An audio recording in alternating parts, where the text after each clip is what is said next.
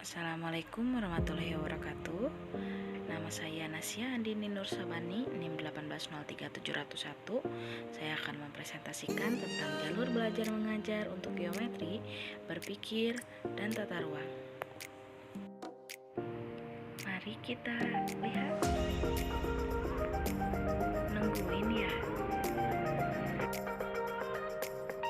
Sabar ya teman-teman. Harap sabar disayang Tuhan. Terima kasih.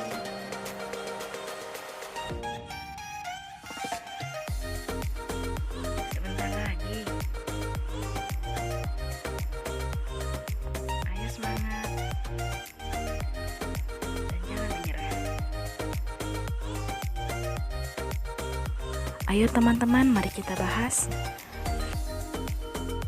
Nah, yang pertama yaitu geometri dan pemikiran spasial. Geometri, pemikiran spasial, dan pengukuran merupakan area kedua yang ditekankan untuk anak-anak.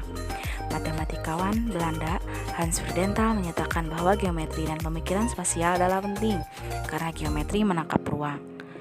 Nah, bentuk adalah ide-ide dasar dalam matematika dan pengembangan.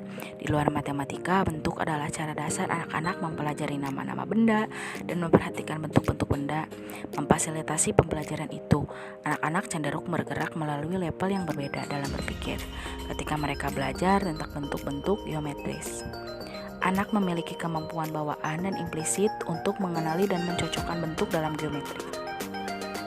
Tetapi pada tingkat berikutnya, anak-anak berpikir secara visual atau holistik tentang bentuk, yaitu pemikiran sinkretis dan perpaduan sistem yang berbeda, dan telah membentuk skema atau pola mental untuk kategori bentuk. Nah, selanjutnya anak-anak belajar menggambarkan, kemudian menganalisis angka-angka geometris. Kemudian anak-anak melihat hubungan antar bagian-bagian bentuk yang merupakan sifat-sifat bentuk.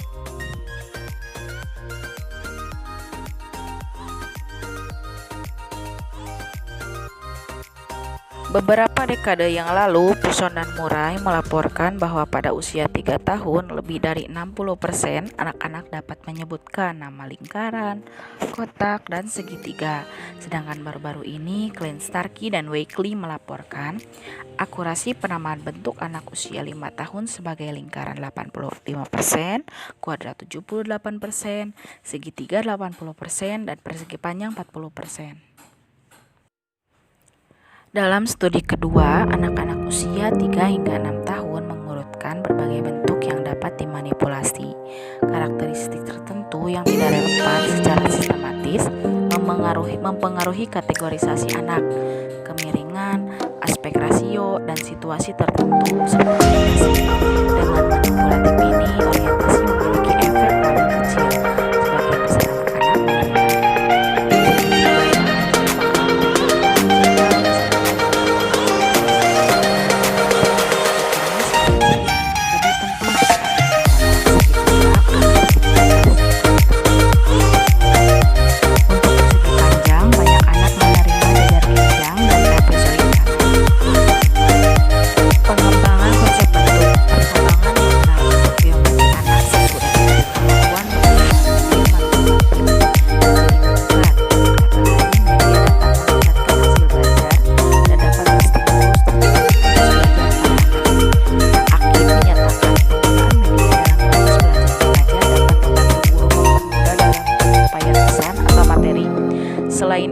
anak akan lebih memahami dan mengingat setiap penjelasan yang diberikan, termasuk mengingat kata-kata yang baru didengar.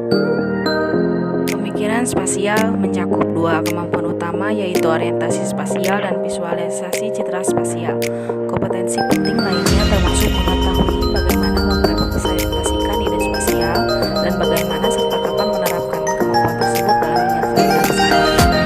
Orientasi spasial melibatkan mengetahui posisi seseorang berada dan orientasi spasial adalah sebagai angka domain kognitif, di mana kompetensi termasuk kemampuan untuk secara aktif dan selektif mencari informasi hadir tidak hadir. Tata ruang dan berpikir tata ruang.